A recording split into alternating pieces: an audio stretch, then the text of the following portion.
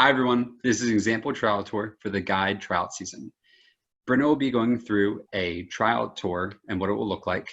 She will be giving it off of Monticello information, rather UVA, so you get an idea of the structure of what we'll be asking for. Now we'll all be going into character to show you what a trial tour will look like. Hi there, my name is Zach. I'm a fourth year guide studying biomedical engineering. I use he, him, and his pronouns. This is the other guide trying you out today. Hi, I'm Ellie. I use she, her, hers pronouns. I'm a second year. I'm studying foreign affairs. Now, Brenna, do you want to tell us a little bit about yourself? I'd love to. So my name's Brenna. I'm a fourth year studying public policy and leadership in the Batten School. I use she, her, hers pronouns, and I'm super excited to be here today. Thank you so much. Yeah. So to give you a quick refresher on what your trial tour would look like today, we'll be asking you to give us a 10-minute historical tour of UVA. Basically, you'll give us different stops, talking about what you want to talk about on historical information. Then after that, we'll ask you 2 admissions questions and give you 2 minutes each to answer them. We'll ask that you sit or stand back from the computer so we can see your hand motions. And if you have any technical difficulties at all during this time, don't worry, we'll figure it out. Cool. For your historical tour, would you like a time reminder at, let's say, 5, 3, and 1 minute? Sure, that'd be great. Cool. You can also start a timer on your own computer if you want. We're going to mute our mics. So there's no background noise at all. And we'll start the time whenever you start. Good luck. You got this. Luck, yeah. All right. So welcome to Monticello, everybody. My name is Brenna. I'm a fourth year student at the University of Virginia. I'm going to be your tour guide here today. And this is a historic home. It's over 200 years old. It tells a lot of different stories. But the story that brings a lot of our visitors here to learn about is the story of the home's original owner, its architect, and a man considered a founding father of the United States of America, Thomas Jefferson. And his story begins on April 13th, 1743. He's born 2 miles in that direction over that way, over the trees, in what's today called Shadwell, Virginia. And in 1743, that was just his dad's farm, called Shadwell. It was a subsection of the 5,000-acre plantation that he would inherit and own as an adult. But even as a child, he's very familiar with that piece of property that will one day be his. He knows that his favorite area on it, where he eventually wants to have his dream home built, is right here where you're standing, on a little mountain. And Little Mountain in Old Italian translates loosely to Monticello, the name of the plantation and the home. Jefferson studies at the College of William and Mary as a young man in Williamsburg, Virginia, and he becomes an attorney. And he works as an attorney for a few years here until he eventually serves as a delegate to the First Continental Congress. He's the author of the Declaration of Independence there. He eventually serves as the first American minister to France in the 1780s. When he returns, he's what we call the 1, 2, 3 founding father. So he's the first Secretary of State, the second Vice President, and the third President of the United States of America. When he retires from the presidency, he comes back to his home, Monticello, and he picks up what he calls the hobby of his old age and last act of usefulness, which is designing and founding the University of Virginia here in Charlottesville. So Jefferson is the home's architect, and so he designs it. Doesn't necessarily mean that he builds it. And it's a 40-year construction project. He'll begin the first version of the designs when he's 25 years old. He draws a house based off of Palladian architecture, or the Italian architect Andrea Palladio. It doesn't look like the house that we see today at all. Instead, when he goes over to France as the first American minister, he will see other pieces of architecture that look much different than the Palladian house that he's drawn. And they're based on the neoclassical style of architecture, or the works of the Greeks and the Romans in their temples and other monuments. He'll come back from France. He'll have the home that he has torn down. He'll redesign this one and have this one built in its place. And that's why it takes so long to finish. From 1768 until 1808, roughly, is the construction period.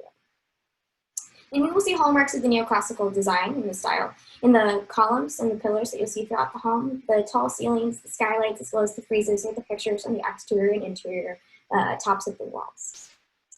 But moving on to our next stop, I want to focus on something that Jefferson was particularly proud of in his lifetime, one of the accomplishments that's on his epitaph, which is the author of the Declaration of Independence. Jefferson was 33 years old on July 4th, 1776, when this document is ratified. And it is kind of like the most important breakup letter in American history. It represents the schism between the Empire of Great Britain and the 13 colonies that Jefferson grew up in, but that he would see transition into the 13 states of the United States of America. In it, Jefferson writes what he calls the expression of the American mind, something he believes to be common thought between his fellow philosophers, scholars, and countrymen. But he also lays forth new ideals for a new nation, nations that will pop up around the world for years to come. And they are this, that all men are created equal, endowed by their Creator to certain unalienable rights, and among them are life, liberty, and the pursuit of happiness. And ironically enough, 50 years after the signing of that document, July 4th, 1776, Jefferson would die here at Monticello on July 4th, 1826. And moving on to our third and final stop, I want to talk about the paradox of that document and the legacy of Thomas Jefferson, the pride that he held in the words that he penned in the Declaration of Independence. His home was a private space for Jefferson, a family home for his family. It was also a large, active, and working plantation, and Monticello tells the stories of the hundreds of enslaved people who built and maintained it structurally, cared for Jefferson and his family members inside of it, as well as created his livelihood via agriculture, which is the growing of wheat and tobacco here. Again, Jefferson's the man shot into perennial fame for penning the words, "All men are created equal," in the Declaration of Independence. He simultaneously owned 607 people over the course of his lifetime for the institution of slavery, and he freed only 10 of them, some of whom were his own children. That's because, following the death of his wife, he fathered at least 6 children with an enslaved woman here named Sally Hemings, 4 of whom survived to adulthood. Their names are Beverly, Harriet, Madison, and Eston. And they are enslaved here at Monticello until they see some version of freedom on or slightly before their 21st birthdays. Now, as we move throughout each space here at Monticello, whether it's the house, the gardens, or other places on the grounds, I encourage you to keep in mind that the stories of the enslaved community here are incredibly integral and entangled vastly with those spaces that you'll be walking through. They comprise about 75% of the living population here at any one point. And they are an integral part of the legacy of this home's original owner, Thomas Jefferson. So with that, I can take any questions that you might have today. Great, thank you so much. So that concludes the historical part of your trial tour. Now I'll ask you 2 admissions questions. You'll have 2 minutes each to answer them, and we'll give you a reminder at 1 minute and 30 seconds. Absolutely feel free to take as much time as you need, but you don't have to feel the need to fill the entire time. Ellie will ask your questions now. Okay, the first is, what are you studying and why are you studying that? That's a great question, Ellie. Thanks for asking. I'm studying public policy and leadership. It's a really big name for a major, and it's kind of like a really applied political science, social psychology, as well as economics major.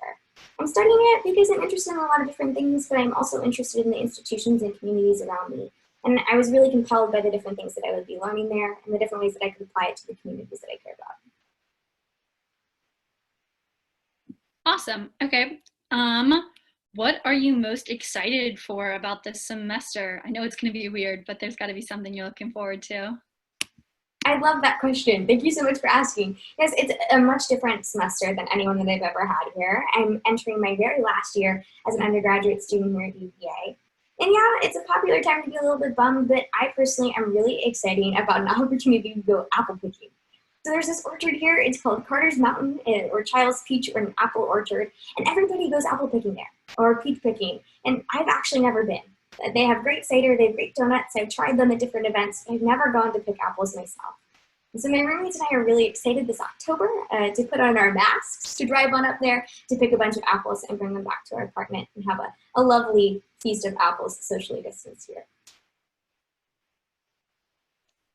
Great. Thanks so much. So that concludes your trial tour.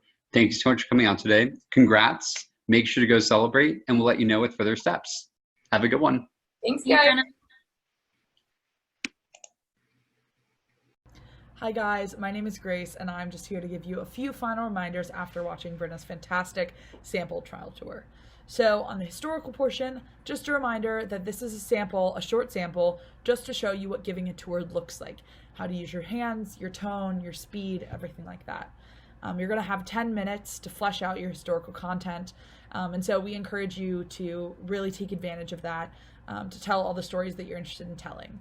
And on that same note, if it is going to help you to break this up into a few stops, or if you've given a trial tour in the past that you're looking to adapt to this new format, you're welcome to route your stops in a specific location or break them up and say that at this point you'd walk from, point A to point B. That's totally up to you.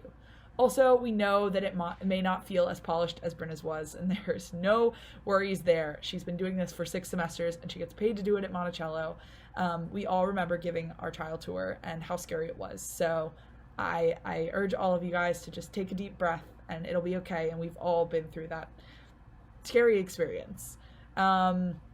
And then over to the admissions side, as you saw Brenda do it here, we suggest that you answer the admissions questions as if you're answering a tourist. So you're giving an admissions tour and a parent of a prospective student asks you, what do you like to study, or some other questions that we'll be using, and just answer as if you are, on a tour speaking to somebody. And you've got 5 minutes on this, so feel free to use it. Feel free to go shorter. You won't be penalized if you don't take up your entire time, but we'd love to just get to know more about you, hear your stories, and yeah, just get to know you through this weird online format.